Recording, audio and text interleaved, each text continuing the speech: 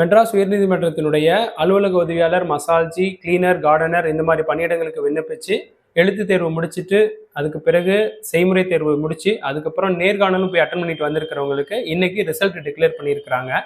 இந்த ரிசல்ட்டில் வைவா வாய்ஸோட மார்க் கொடுத்துருக்குறாங்கங்க.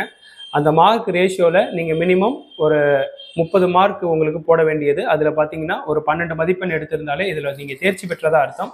ஆனால் தேர்ச்சி பெற்றவர்களுக்கு மட்டும் இந்த பணியிடங்கள் ஒதுக்கப்படுமா அப்படின்னா அதில் நிறைய முன்னுரிமை, அதுக்கப்புறம் பார்த்தீங்கன்னா இடஒதுக்கீடு, அப்புறம் நீங்கள் எந்த மாவட்டத்தை தேர்ந்தெடுத்தீங்களோ அந்த மாவட்டத்தினுடைய காலி பணியிடங்களுடைய விவரங்கள் இந்த அடிப்படையை வச்சு தாங்க இந்த போஸ்டிங்கை ஃபில்லப் பண்ணுவாங்க. இதுக்கு முன்னாடி நம்மளுடைய இதே நீதிமன்றம் என்ன பண்ணியிருந்தாங்க அப்படின்னு பார்த்தீங்கன்னா 10th லெவல் போஸ்டிங்கும் இந்த அடிப்படையில் தான் போஸ்டிங் கொடுத்துருந்தாங்க.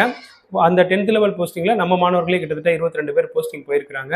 இப்போ இந்த நேர்காணல் அட்டன் பண்ணிட்டு வந்திருக்கிறீங்க அப்படின்னு பார்த்தீங்கன்னா உங்களுக்கு என்னென்ன மாதிரியான விஷயத்தை நீங்கள் கன்சிடர் பண்ணி வச்சுருக்கணும் அப்படின்றத நம்ம இந்த காணொலி மூலமாக தெரிஞ்சுக்கலாம்.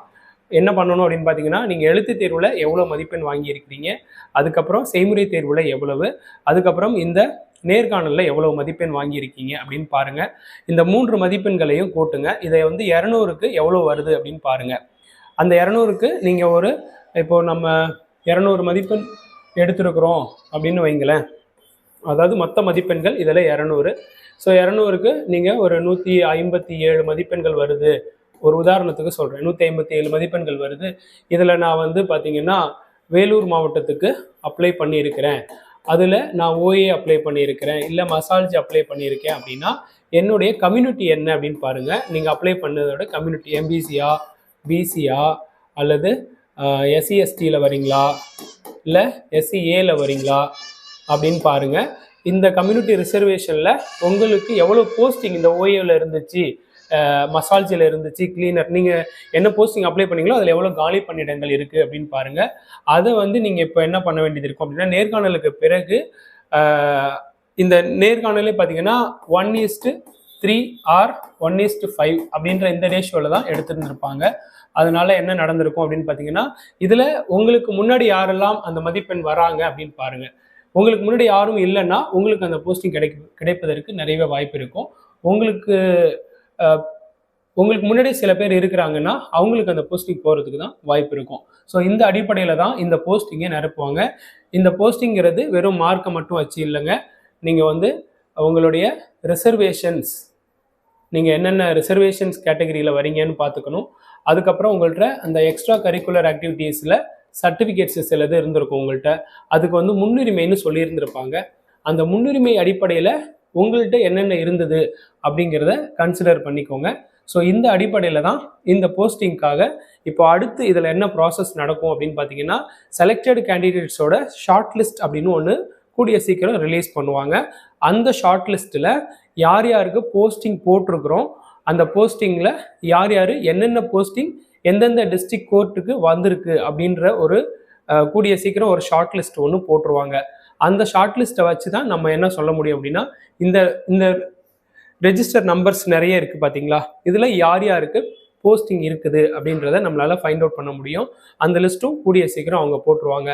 இதுக்கு அடுத்தது பார்த்தீங்க அப்படின்னம்னா, நீங்கள் இந்த ஷார்ட் லிஸ்ட் வந்துருச்சுன்னா அதில் ஒரு டேட் கொடுத்துருப்பாங்க. என்ன டேட் கொடுத்துருப்பாங்கன்னா, யார் யார் எந்தெந்த டிஸ்ட்ரிக்ட் கோர்ட்டுக்கு அப்ளை பண்ணீங்களோ அவங்க அந்த டிஸ்ட்ரிக்ட் கோர்ட்டோடைய சீஃப் ஜஸ்டிஸை போய் மீட் பண்ணி அங்கே ஒரு சர்டிஃபிகேட் வெரிஃபிகேஷன் நடக்கும். அந்த சர்டிஃபிகேட் வெரிஃபிகேஷனை பார்த்து அவங்க வந்து என்ன பண்ணுவாங்க அப்படின்னா, உங்களுக்கு அந்த டிஸ்ட்ரிக்டில் நீங்கள் கேட்ட போஸ்டிங், நீங்கள் செலக்ட் ஆன போஸ்டிங் எங்கே இருக்குது வேக்கண்ட்டோ அங்கே உங்களை போஸ்டிங் போடுவாங்க. இதுதான் இதில் நடக்கும்.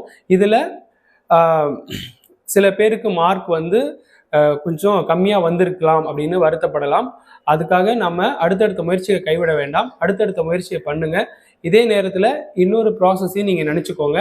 72, 73 அப்படின்னு சொல்லிட்டு இன்னொரு நோட்டிஃபிகேஷனை நீங்கள் ஒருவேளை அட்டன் பண்ணியிருந்தீங்கன்னா அந்த நோட்டிஃபிகேஷனுக்கு ப்ராக்டிக்கல் அப்படின்னு அடுத்தது வரும். அந்த ப்ராக்டிக்கலுக்கு 40 மதிப்பெண்கள் இருக்குது. அந்த ப்ராக்டிக்கலுக்கு நீங்கள் அதுக்கப்புறம் வேணால் பயிற்சி எடுங்க.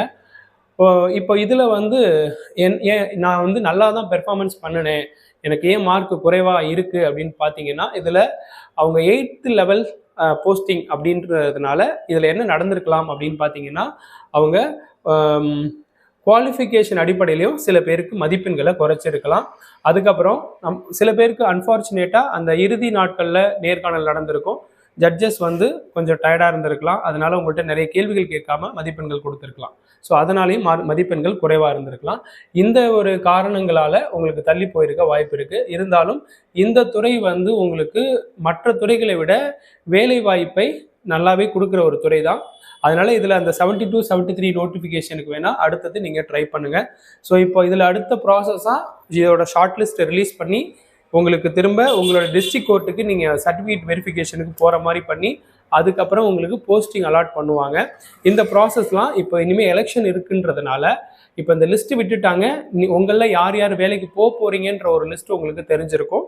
ஆனால் இந்த போஸ்டிங் போடுறதுன்றது ஆஃப்டர் எலெக்ஷனுக்கு பிறகாக தான் இருக்கும். ஸோ அதனால் நீங்கள் ஆஃப்டர் எலெக்ஷன் வரைக்கும் கூட இந்த போஸ்டிங்காக வெயிட் பண்ணணும். ஆனால் இப்போவே உங்களுக்கு நிறைய பேர்த்துக்கு ஒரு குட் நியூஸ் என்னென்னா, இதில் செலக்டட் ஆகிட்டீங்க அப்படின்னா நீங்கள் வந்து இந்த எலெக்ஷன் டைமே ஹாப்பியாக ஜேர்னி பண்ணலாம்.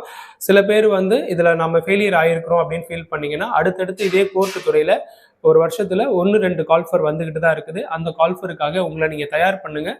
ஸோ அந்த தயாரிப்பு பணிகள் உங்களை அடுத்த முறை கண்டிப்பாக இந்த முறை இந்த கோர்ட்டு பணி விட்டு போயிருக்குன்னா, ஏன்னா நீங்கள் நீண்ட நாட்களாக இதில் பயிற்சி எடுத்துகிட்டு இருந்திருப்பீங்க. அப்படி எடுத்துகிட்டு இருந்த பொழுது இதில் உங்களுக்கு தெரிந்த அந்த நுணுக்கங்களை இனிமேல் வரக்கூடியவர்கள் கற்றுக்கிறதுங்கிறது கொஞ்சம் கஷ்டமான சூழ்நிலை.